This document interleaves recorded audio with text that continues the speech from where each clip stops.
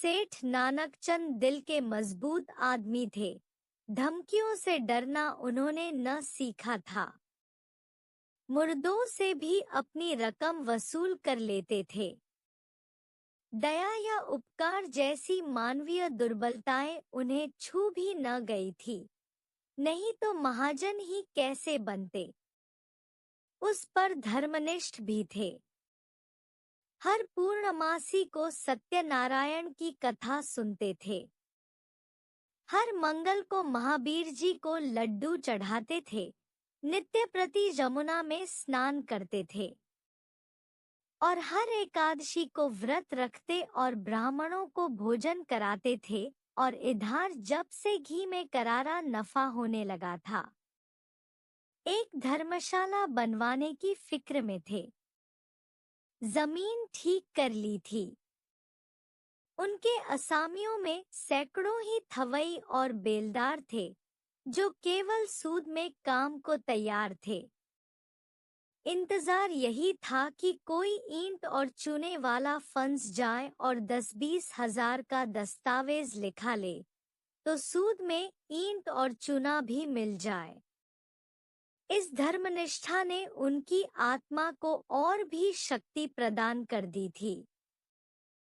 देवताओं के आशीर्वाद और प्रताप से उन्हें कभी किसी सौदे में घाटा नहीं हुआ और भीषण परिस्थितियों में भी वह स्थिर चित्त रहने के आदी थे। किंतु जब से यह धमकियों से भरे हुए पत्र मिलने लगे थे, उन्हें बरबस तरह तरह की शंकाएं व्यथित करने लगी थी। कहीं सचमुच डाकुओं ने छापा मारा तो कौन उनकी सहायता करेगा? दैवी बाधाओं में तो देवताओं की सहायता पर वह तकिया कर सकते थे, पर सिर पर लटकती हुई इस तलवार के सामने वह श्रद्धा कुछ काम न देती थी। रात को उनके द्वार पर केवल एक चौकीदार रहता है। अगर 10-20 हथियारबंद आदमी आ जाए तो वह अकेला क्या कर सकता है? शायद उनकी आहट पाते ही भाग खड़ा हो। पड़ोसियों में ऐसा कोई नजर न आता था जो इस संकट में काम आवे। यद्यपि सभी उनके असामी थे या रह चुके थे, लेकिन यह एहसान फरामोशों का संप्रदाय है। जिस पत्तल में खाता है उसी में छेद करता है। जिसके द्वार पर अवसर पड़ने पर नाक रगड़ता है उसी का दुश्मन हो जाता है। इनसे कोई आशा नहीं। हाँ, किवाड़े सुदृढ़ हैं, उन्हें तोड़ना आसान नहीं।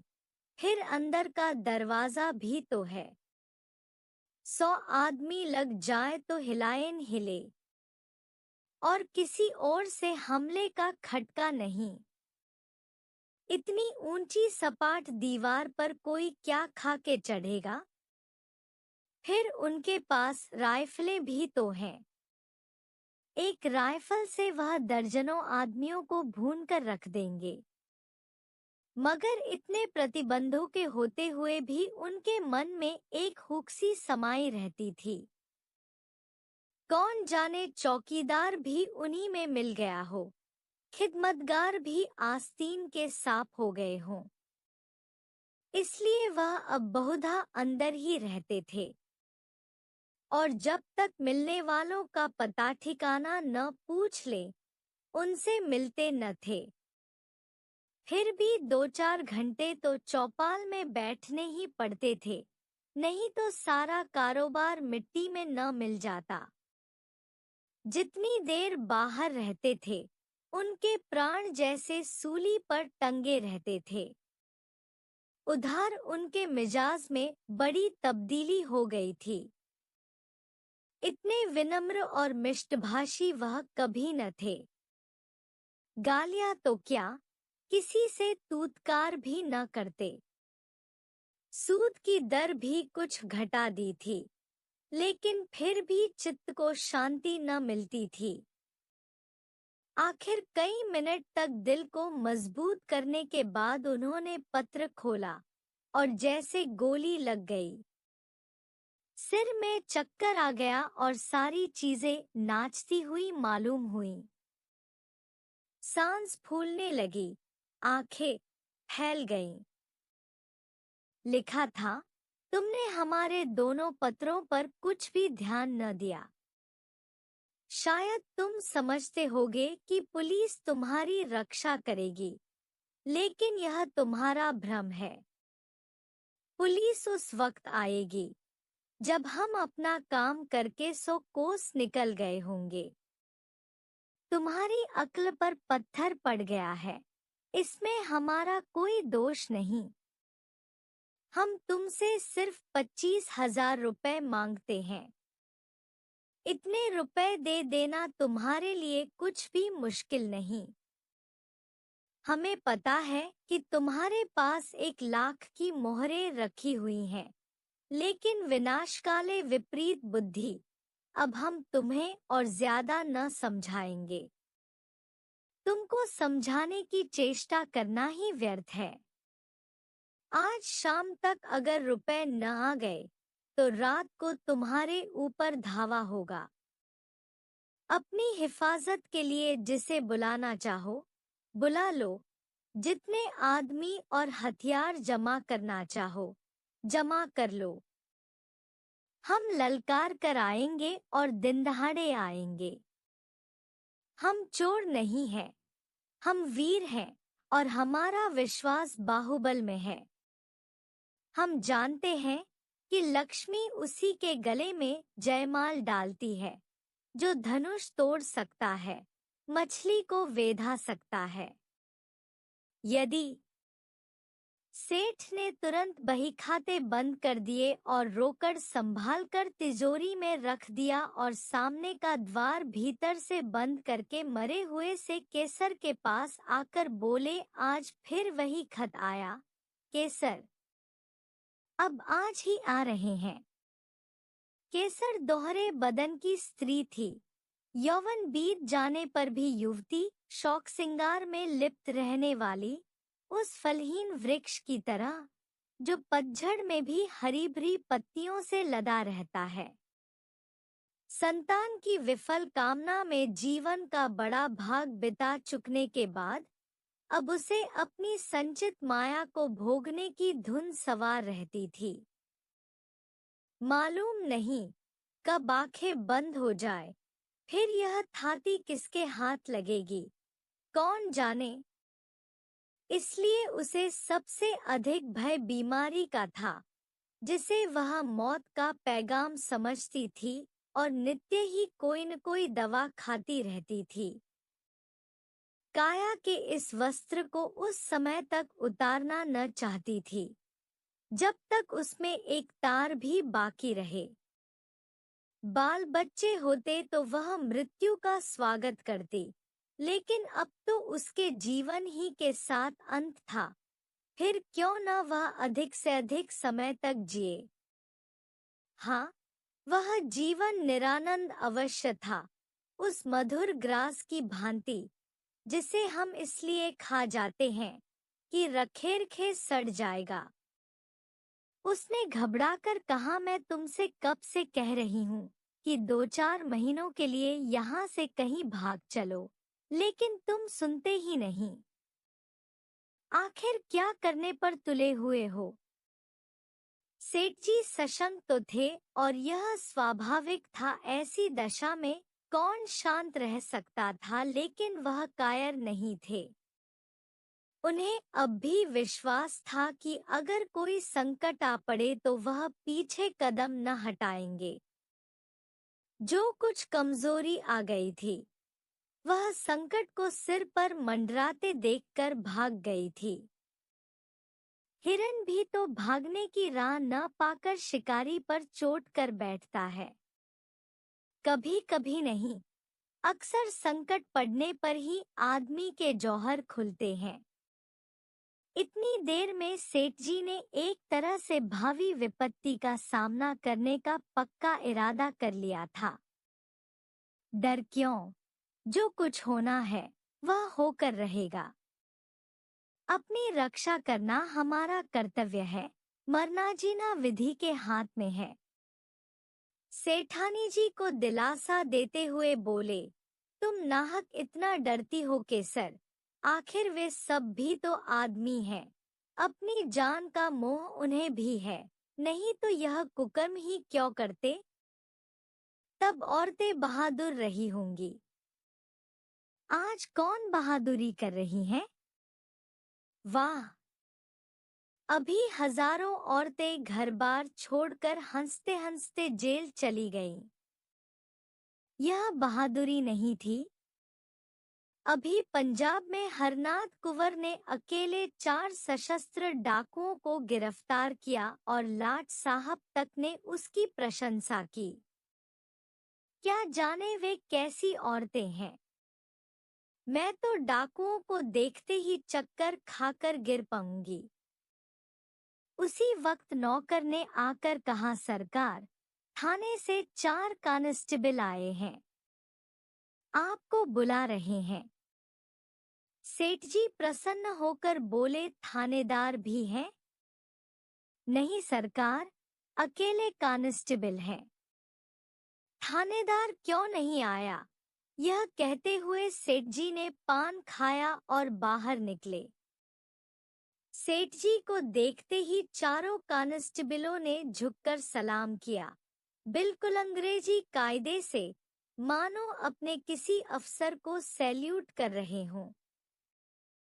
सेठ जी ने उन्हें बेंचों पर बैठाया और बोले, दरोगा जी का मिजाज तो अच्छा है, मैं तो उनके पास आने वाला था। चारों में जो सबसे प्रौढ़ था, जिसकी आस्तीन पर कई बिल्ले लगे हुए थे, बोला, आप क्यों तकलीफ करते हैं? वह तो खुद ही आ रहे थे, पर एक बड़ी जरूरी तहकीकात आ गई, इससे रुक गए। कल आपसे मिलेंगे। जब से यहाँ डाकुओं की खबरें आई हैं, बेचारे बहुत घबराए हुए हैं। आपकी तरफ हमेशा उनका ध्यान रहता है। कई बार कह चुके हैं कि मुझे सबसे ज्यादा फिक्र सेठ जी की है। गुमनाम खत तो आपके पास भी आए होंगे? सेठ जी ने लापरवाही दिखाकर कहा, अजी, ऐसी चिट्ठियां आती ही रहती हैं, इनकी कौन परवाह करता है। मेरे पास तो 3 खत आ चुके हैं, मैंने किसी से जिक्र भी नहीं किया। कांस्टेबल हंसा, दरोगा जी को खबर मिली थी। सच? हाँ साहब, रत्ती रत्ती खबर मिलती रहती है। यहाँ तक मालूम हुआ है कि कल आपके मकान पर उनका धावा होने वाला है।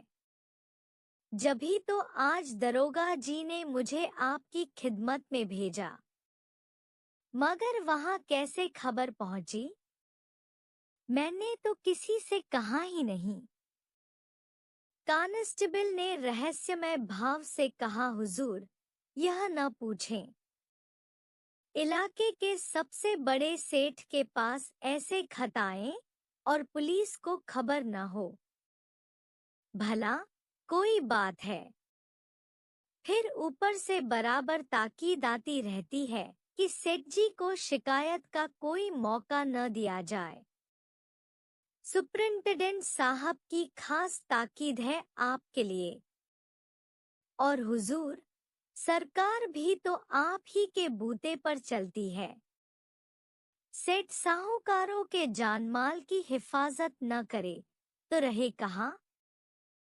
हमारे होते मजाल है कि कोई आपकी तरफ तिरछी आंखों से देख सके, मगर यह कमबख्त डाकू इतने दिलेर और तादाद में इतने ज्यादा हैं कि थाने के बाहर उनसे मुकाबिला करना मुश्किल है। दरोगा जी गारद मंगाने की बात सोच रहे थे, मगर ये हत्यारे कहीं एक जगह तो रहते नहीं। आज यहाँ है तो कल यहाँ से 200 कोस पर। गारद मंगाकर ही क्या किया जाए? इलाके की रियाया की तो हमें ज्यादा फिक्र नहीं, हुजूर मालिक हैं, आपसे क्या छिपाएं? किसके पास रखा है इतना माल असबाब? और अगर किसी के पास 200-400 की पूंजी निकल ही आई तो उसके लिए पुलिस डाकुओं के पीछे अपनी जान हथेली पर लिए न फिरेगी। उन्हें क्या, वह तो छूटते ही गोली चलाते हैं, और अक्सर छिपकर। हमारे लिए तो 1000 बंदिशें हैं। कोई बात बिगड़ जाए तो उल्टे अपनी ही जान आफत में फंस जाए। हमें तो ऐसे रास्ते चलना है कि सांप मरे और लाठी न टूटे। इसलिए दरोगा जी ने आपसे यह अर्ज करने को कहा है कि आपके पास जोखिम की जो चीजें हों, उन्हें लाकर सरकारी खजाने में जमा कर दीजिए। आपको उसकी रसीद दे दी जाएगी। ताला और मुहर आप ही की रहेगी। जब यह हंगामा ठंडा हो जाए तो मंगवा लीजिएगा। इससे आपको भी बेफिक्री हो जाएगी और हम भी जिम्मेदारी से बच जाएंगे। नहीं, खुदा न करे कोई वारदात हो जाए तो हुजूर को तो जो नुकसान हो वह तो हो ही, हमारे ऊपर भी जवाबदेही आ जाए। और यह जालिम सिर्फ माल असबाब लेकर ही तो जान नहीं छोड़ते, खून करते हैं, घर में आग लगा देते हैं, यहाँ तक कि औरतों की बेइज्जती भी करते हैं। हुजूर तो जानते हैं, होता है वही जो तकदीर में लिखा है। आप इकबाल वाले आदमी हैं, डाकू आपका कुछ नहीं बिगाड़ सकते। सारा कस्बा आपके लिए जान देने को तैयार है। आपका पूजा पाठ, धर्म कर्म खुदा खुद देख रहा है। यह उसी की बरकत है कि आप मिट्टी भी छू लें तो सोना हो जाए, लेकिन आदमी भरसक अपनी हिफाजत करता है। हुजूर के पास मोटर है ही, जो कुछ रखना हो उस पर रख दीजिए। हम 4 आदमी आपके साथ हैं, कोई खटका नहीं। वहाँ 1 मिनट में आपको फुर्सत हो जाएगी। पता चला है कि इस गोल में 20 जवान हैं। 2 तो बैरागी बने हुए हैं, 2 पंजाबियों के भेष में धुस्से और अलवान बेचते फिरते हैं। इन दोनों के साथ 2 बहंगी वाले भी हैं। 2 आदमी बलूचियों के भेष में छुरियां और ताले बेचते हैं। कहाँ तक गिनाऊं हुजूर? हमारे थाने में तो हर एक का हुलिया रखा हुआ है। खतरे में आदमी का दिल कमजोर हो जाता है और वह ऐसी बातों पर विश्वास कर लेता है जिन पर शायद होशहवास में न करता। जब किसी दवा से रोगी को लाभ नहीं होता तो हम दुआ, ताबीज, ओझों और सयानों की शरण लेते हैं, और वहां तो संदेह करने का कोई कारण ही न था। संभव है दरोगा जी का कुछ स्वार्थ हो, मगर सेठ जी इसके लिए तैयार थे। अगर 200-400 बल खाने पड़े तो कोई बड़ी बात नहीं। ऐसे अवसर तो जीवन में आते ही रहते हैं, और इस परिस्थिति में इससे अच्छा दूसरा क्या इंतजाम हो सकता था, बल्कि इसे तो ईश्वरीय प्रेरणा समझना चाहिए। माना उनके पास 2-2 बंदूकें हैं, कुछ लोग मदद करने के लिए निकल ही आएंगे, लेकिन है जान जोखिम। उन्होंने निश्चय किया दरोगा जी की इस कृपा से लाभ उठाना चाहिए। इन्हीं आदमियों को कुछ दे दिलाकर सारी चीजें निकलवा लेंगे। दूसरों का क्या भरोसा, कहीं कोई चीज उड़ा दे तो बस। उन्होंने इस भाव से कहा मानो दरोगा जी ने उन पर कोई विशेष कृपा नहीं की है, वह तो उनका कर्तव्य ही था। मैंने यहाँ ऐसा प्रबंध किया था कि यहाँ वह सब आते तो उनके दौत खट्टे कर दिए जाते। सारा कस्बा मदद के लिए तैयार था। सभी से तो अपना मित्र भाव है, लेकिन दरोगा जी की तजवीज़ मुझे पसंद है। इससे वह भी अपनी जिम्मेदारी से बरी हो जाते हैं और मेरे सिर से भी फिक्र का बोझ उतर जाता है। लेकिन भीतर से चीजें बाहर निकाल निकाल कर लाना मेरे बूते की बात नहीं। आप लोगों की दुआ से नौकर चाकरों की तो कमी नहीं है, मगर किसकी नीयत कैसी है, कौन जान सकता है। आप लोग कुछ मदद करें तो काम आसान हो जाए। हेड कांस्टेबल ने बड़ी खुशी से यह सेवा स्वीकार कर ली और बोला, हम सब हुजूर के ताबेदार हैं, इसमें मदद की कौन सी बात है। तलब सरकार से पाते हैं, यह ठीक है, मगर देने वाले तो आप ही हैं। आप केवल सामान हमें दिखाए जाए, हम बात की बात में सारी चीजें निकाल लाएंगे। हुजूर की खिदमत करेंगे तो कुछ इनाम इकराम मिलेगा ही। तनख्वाह में गुजर नहीं होता सेठ जी। आप लोगों की रहम की निगाह न हो तो एक दिन भी निभा न हो। बाल बच्चे भूखों मर जाए 15-20 रुपए में क्या होता है हुजूर, इतना तो हमारे लिए ही पूरा नहीं पड़ता। सेठ जी ने अंदर जाकर केसर से यह समाचार कहा तो उसे जैसे आंखें मिल गईं। बोली, भगवान ने सहायता की, नहीं मेरे प्राण संकट में पड़े हुए थे। सेठ जी ने सर्वज्ञता के भाव से फरमाया, इसी को कहते हैं सरकार का इंतजाम। इसी मुस्तैदी के बल पर सरकार का राज थमा हुआ है। कैसी सुव्यवस्था है कि जरा सी कोई बात हो, वहां तक खबर पहुंच जाती है और तुरंत उसकी रोकथाम का हुक्म हो जाता है। और यहाँ वाले ऐसे बुद्धू हैं कि स्वराज्य स्वराज्य चिल्ला रहे हैं। इनके हाथ में अख्तियार आ जाए तो दिन दोपहर लूट मच जाए, कोई किसी की न सुने। ऊपर से ताकीद आई है, हाकिमों का आदर सत्कार कभी निष्फल नहीं जाता। मैं तो सोचता हूँ कोई बहुमूल्य वस्तु घर में न छोऊं। साले आए तो अपना सा मुंह लेकर रह जाए। केसर ने मन ही मन प्रसन्न होकर कहा, कुंजी उनके सामने फेंक देना कि जो चीज चाहो निकाल ले जाओ। साले झेंप जाएंगे, मुंह में कालिख लग जाएगी।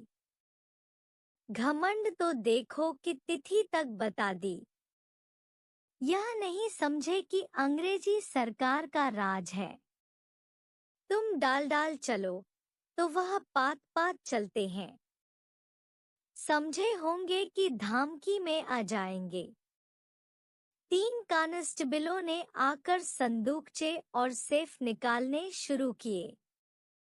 एक बाहर सामान को मोटर पर लाद रहा था और एक हर एक चीज को नोटबुक पर टोकता जाता था।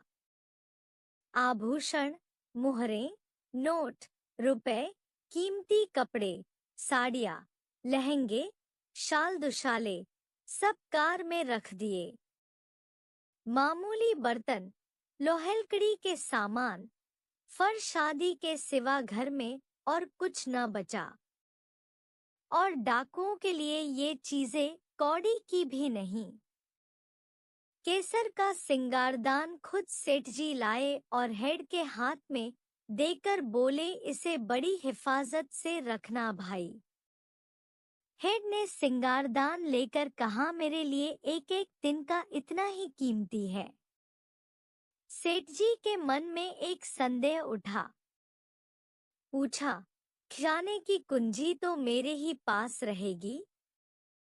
और क्या, यह तो मैं पहले ही अर्ज कर चुका, मगर यह सवाल आपके दिल से क्यों पैदा हुआ?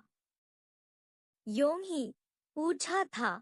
सेठ जी लज्जित हो गए। नहीं, अगर आपके दिल में कुछ शुबहा हो तो हम लोग यहाँ भी आपकी खिदमत के लिए हाजिर हैं। हाँ, हम जिम्मेदार न होंगे। अजी नहीं हेड साहब, मैंने यूं ही पूछ लिया था।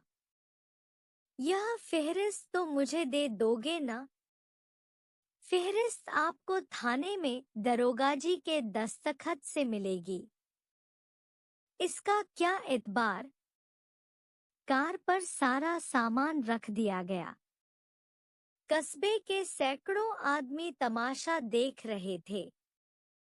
कार बड़ी थी, पर ठसाठस भरी हुई थी।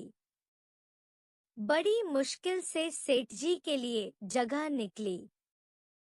चारों कांस्टेबल आगे की सीट पर सिमटकर बैठे। कार चली।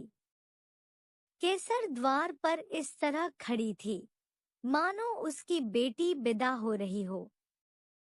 बेटी ससुराल जा रही है, जहां वह मालकिन बनेगी, लेकिन उसका घर सूना किए जा रही है। थाना यहाँ से 5 मील पर था। कस्बे से बाहर निकलते ही पहाड़ों का पथरीला सन्नाटा था, जिसके दामन में हरा भरा मैदान था और इसी मैदान के बीच में लाल मोरम की सड़क चक्कर खाती हुई लाल सांप जैसी निकल गई थी। हेड ने सेठजी से पूछा, यह कहाँ तक सही है सेठजी, कि आज से 25 साल पहले आपके बाप केवल लोटाडोर लेकर यहाँ खाली हाथ आए थे? सेठजी ने गर्व करते हुए कहा, बिल्कुल सही है। मेरे पास कुल 3 रुपए थे। उसी से आटे दाल की दुकान खोली थी। तकदीर का खेल है, भगवान की दया चाहिए, आदमी के बनते बिगड़ते देर नहीं लगती। लेकिन मैंने कभी पैसे को दौतों से नहीं पकड़ा। यथाशक्ति धर्म का पालन करता गया। धान की शोभा धर्म ही से है, नहीं तो धान से कोई फायदा नहीं। आप बिल्कुल ठीक कहते हैं सेठ जी। आपको मूर्त बनाकर पूजना चाहिए। 3 रुपए से लाख कमा लेना मामूली काम नहीं है। आधी रात तक सिर उठाने की फुर्सत नहीं मिलती। खां साहब, आपको तो यह सब कारोबार जंजाल सा लगता होगा। जंजाल तो है ही, मगर भगवान की ऐसी माया है कि आदमी सब कुछ समझकर भी इसमें फंस जाता है और सारी उम्र फंसा रहता है। मौत आ जाती है, तभी छुट्टी मिलती है। बस यही अभिलाषा है कि कुछ यादगार छोड़ जाऊं। आपके कोई औलाद हुई ही नहीं। भाग्य में न थी खां साहब, और क्या कहूँ। जिनके घर में भूनी भांग नहीं है, उनके यहाँ घास फूस की तरह बच्चे ही बच्चे देख लो। जिन्हें भगवान ने खाने को दिया है, वे संतान का मुंह देखने को तरसते हैं। आप बिल्कुल ठीक कहते हैं सेठ जी। जिंदगी का मजा संतान से है। जिसके आगे अंधेरा है, उसके लिए धान दौलत किस काम की। ईश्वर की यही इच्छा है तो आदमी क्या करे। मेरा बस चलता तो मायाजाल से निकल भागता खां साहब, एक क्षण भी यहाँ न रहता, कहीं तीर्थ स्थान में बैठकर भगवान का भजन करता। मगर करूँ क्या? मायाजाल तोड़े नहीं टूटता। एक बार दिल मजबूत करके तोड़ क्यों नहीं देते? सब उठाकर गरीबों को बांट दीजिए। साधु संतों को नहीं, न मोटे ब्राह्मणों को, बल्कि उनको जिनके लिए यह जिंदगी बोझ हो रही है, जिसकी यही एक आरजू है कि मौत आकर उनकी विपत्ति का अंत कर दे। इस मायाजाल को तोड़ना आदमी का काम नहीं है खां साहब। भगवान की इच्छा होती है, तभी मन में वैराग्य आता है। आज भगवान ने आपके ऊपर दया की है। हम इस मायाजाल को मकड़ी के जाले की तरह तोड़कर आपको आजाद करने के लिए भेजे गए हैं। भगवान आपकी भक्ति से प्रसन्न हो गए हैं और आपको इस बंधन में नहीं रखना चाहते, जीवन मुक्त कर देना चाहते हैं। ऐसी भगवान की दया हो जाती तो क्या पूछना खास साहब। भगवान की ऐसी ही दया है सेठ जी, विश्वास मानिए। हमें इसीलिए उन्होंने मृत्युलोक में तैनात किया है। हम कितने ही मायाजाल के कैदियों की बेड़ियां काट चुके हैं। आज आपकी बारी है। सेठ जी की नाड़ियों में जैसे रक्त का प्रवाह बंद हो गया। सहमी हुई आंखों से सिपाहियों को देखा, फिर बोले, आप बड़े हंसोड़ हो खास साहब। हमारे जीवन का सिद्धांत है कि किसी को कष्ट मत दो, लेकिन ये रुपए वाले कुछ ऐसी औंधी खोपड़ी के लोग हैं कि जो उनका उद्धार करने आता है उसी के दुश्मन हो जाते हैं। हम आपकी बेड़ियां काटने आए हैं, लेकिन अगर आपसे कहें कि यह सब जमाज था और लतापता छोड़कर घर की राह लीजिए, तो आप चीखना चिल्लाना शुरू कर देंगे। हम लोग वही खुदाई फौजदार हैं जिनके इत्तलाई खत आपके पास पहुंच चुके हैं। सेठ जी मानो आकाश से पाताल में गिर पड़े। सारी ज्ञानेंद्रियों ने जवाब दे दिया और इसी मूर्छा की दशा में वह मोटरकार से नीचे ढकेल दिए गए और गाड़ी चल पड़ी। सेठ जी की चेष्टा जाग पड़ी। बदहवास गाड़ी के पीछे दौड़े, हुजूर, सरकार तबाह हो जाएंगे, दया कीजिए, घर में एक कौड़ी भी नहीं है। हेड साहब ने खिड़की से बाहर हाथ निकाला और 3 रुपए जमीन पर फेंक दिए। मोटर की चाल तेज हो गई। सेठ जी सिर पकड़कर बैठ गए और विक्षिप्त नेत्रों से मोटरकार को देखा, जैसे कोई शव स्वर्गारोही प्राण को देखे। उनके जीवन का स्वप्न उड़ा चला जा रहा था।